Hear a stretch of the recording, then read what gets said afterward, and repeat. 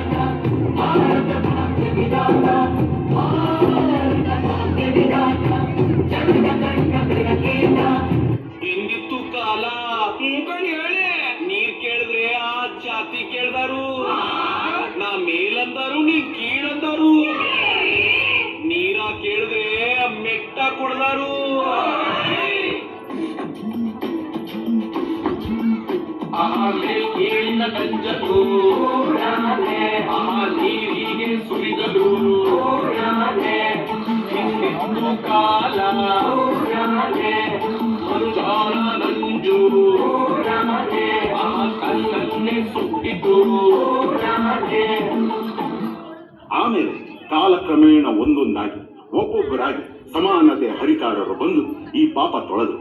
ಆದ್ರೆ ಇದನ್ನ ಸಂಪೂರ್ಣವಾಗಿ ಎದುರು ಹಾಕಿಕೊಂಡು ಹೋರಾಡಿದವರು ನನ್ನ ಒಡೆಯ ಹಿರಿಯ ಈ ಭಾರತ ದೇಶದ ಭಾಗ್ಯ ವಿಧಾತ.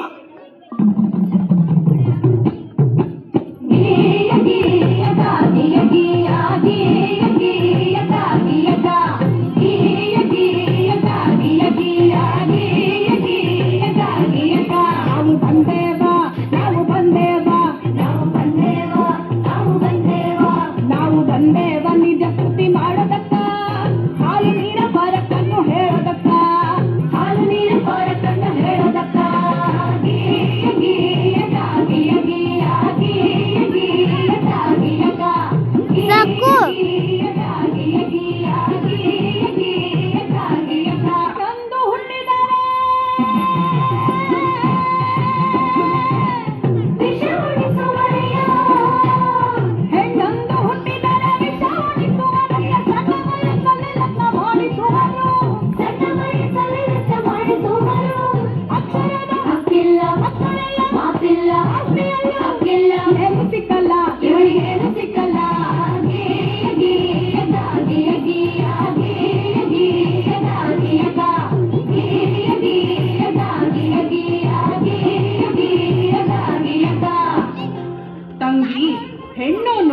ಈ ಸಮಾಜದಲ್ಲಿ ಒಂದು ಜೀವಿಯಾಗಿರ್ಲಿಲ್ಲ. ಅವಳು ಆಸ್ತಿ, ವರ್ಣ, ವಂಶ ರವಾನಿಸೋ ಒಂದು ಯೋಜನೆ ಆಗಿದ್ಲು. ಈ ಜಾತಿ ಆ ಜಾತಿ ಸೇರ್ಬಾರ್ದು, ಆ ವರ್ಣ ಈ ವರ್ಣ ಬೆರಿಬಾರ್ದು, ಈ ಆಸ್ತಿ ಆ ಆಸ್ತಿ ಅವ್ರಿವ್ರ ಕೈ ಸೇರ್ಬಾರ್ದು. ಹಿಂಗೆಲ್ಲ ಆಗ್ಬಾರ್ದು ಅಂದ್ರೆ ಹೆಣ್ಣಿಗೆ ಯೋಚಿಸೋ ಶಕ್ತಿ ಕೊಡ್ಬಾರ್ದು. ಹಾಗೆ ಅವಳಿಗೆ ಒಪ್ಪಿಗೆ ಇದೆಯೋ ಇಲ್ವೋ, ಅವಳ ಬುದ್ಧಿ ಮತ್ತು ಮೈ ಮಾಗಿದೆಯೋ ಇಲ್ವೋ, ಅವಳಿಗೆ ಜಾತಿಯಲ್ಲೇ ಮದುವೆ ಮಾಡಿಸ್ಬಿಡೋದು. ಹೆಣ್ಣು ಆಸ್ತಿ ತಗೋ ಬರ್ತಾಳೆ, ಹಾಗಾಗಿ ಒಬ್ಬ ಗಂಡಿಗೆ ಹೆಚ್ಚೆಚ್ಚು ಮದುವೆ ಮಾಡಿಸಿದಷ್ಟು ಹೆಚ್ಚೆಚ್ಚು ಆಸ್ತಿ ಬರುತ್ತೆ.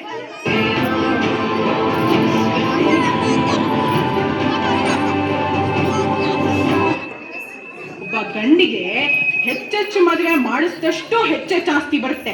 ಒಂದ್ ವೇಳೆ ಗಂಡ ಸತ್ರೆ ಅವಳು ಯಾವ ಗಂಡು ನೋಡದೇ ಇರ್ಲಿ, ಹಾಗೂ ಅವಳು ಬೇರೆ ಸಂಸಾರ ಮಾಡದೇ ಇರ್ಲಿ ಅಂತ ಅವಳು ತಲೆ ಬೋಳಿಸ್ತಿದ್ರು. ಅವಳು ಮನೆ ಬಿಟ್ಟು ಆಚೆನೆ ಬರಂಗಿರ್ಲಿಲ್ಲ. ಹೇ ನನ್ನಪ್ಪ ಸರ್ದಾರ ಗುಡುಗಿದನಯ್ಯ, ಗುಡುಗಿದನಯ್ಯ ಸಭೆಯಲ್ಲಿ ನೀನ ಹೇಸಿಗ ಮನದಾನಯ್ಯ, ಹೊಡೆಯುವಯ್ಯ ನಾಡಲ್ಲಿ. ಪ್ರತಿಯೊಂದು ಹೆಣ್ಣು ಮಗು ಬರಹ ಕಲಿಯಬೇಕು, ಪ್ರತಿ ಸರ್ಕಾರಗಳು ರಕ್ಷಣೆ ಕೊಡಬೇಕು, ಪ್ರತಿ ಕ್ಷೇತ್ರದಲ್ಲೂ ಹೀಗೆ ಮೀಸಲು ಭೇದ ಭಾವ ಮಾಡೋರ ಜೈಲಿಗಾಕಬೇಕು.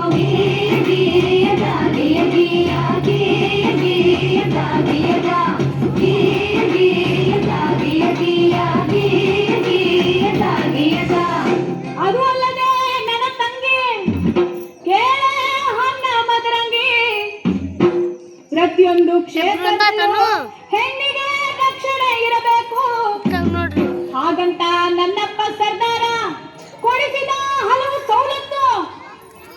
ಪ್ರತಿ ಕಾರ್ಖಾನೆಯನ್ನು ಶೌಚಾಲಯ, ಪ್ರತಿಯೊಂದು ಕೆಲಸಕ್ಕೂ ಹೆರಿಗೆ ರಜೆಯನ್ನು ತಪ್ಪದೇ ನೀಡಬೇಕು. ಹೆಣ್ಣು ಶಿಶು ಮುಂದೆ ನಿಷಿದ್ಧ ಹೆಣ್ಣಿನ ಶೋಷಣೆ.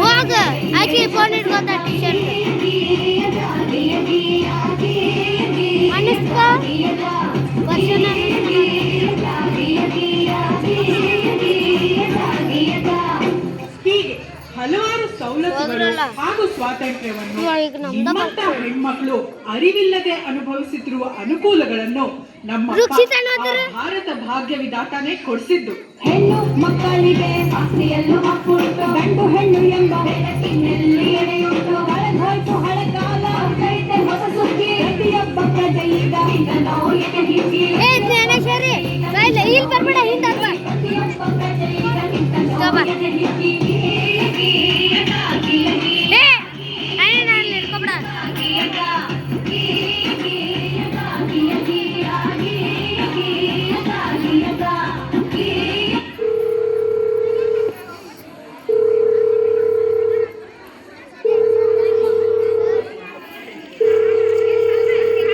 ಎಲ್ಲ ಬಂದ್ ಮಾಡಿದಿರಿ ಫುಲ್ ಇಲ್ಲ.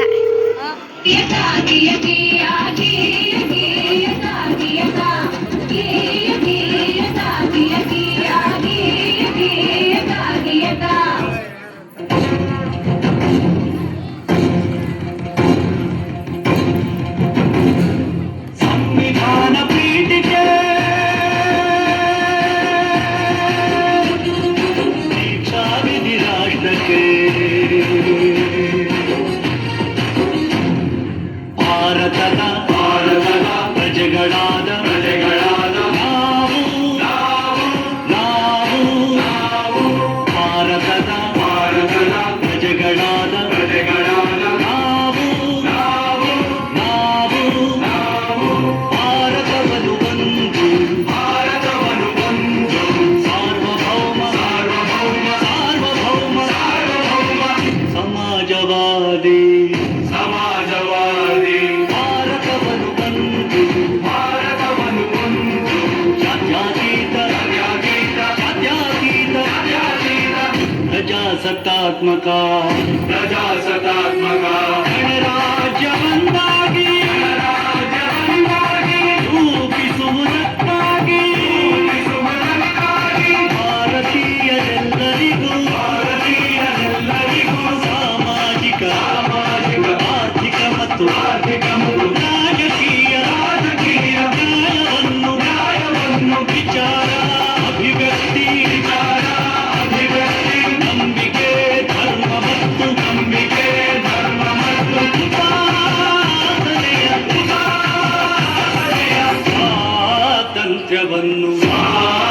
ಸ್ವಾತಂತ್ರ್ಯವನ್ನು ಅವಕಾಶಗಳ ಸಮತೆ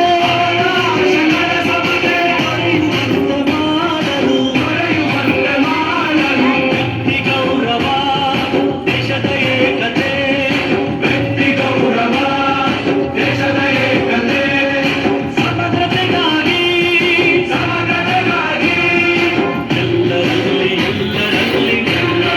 ಎಲ್ಲರಲ್ಲಿ ಭ್ರಾತೃತ್ವ ಭಾವವನ್ನು ಮೂಡಿಸುವುದಕ್ಕಾಗಿ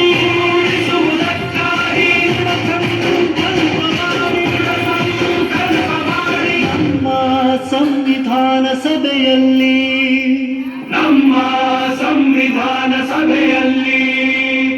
ಹತ್ತೊಂಬತ್ತೂರ 49 ನವೆಂಬರ್ ತಿಂಗಳ 26 ದಿನ ಈ ಸಂವಿಧಾನವನ್ನು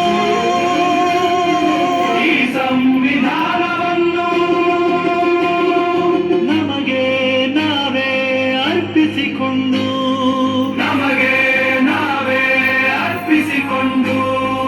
ಅಂಗೀಕರಿಸಿ ಶಾಸನವಾಗಿ ವಿಧಿಸಿಕೊಂಡಿದ್ದ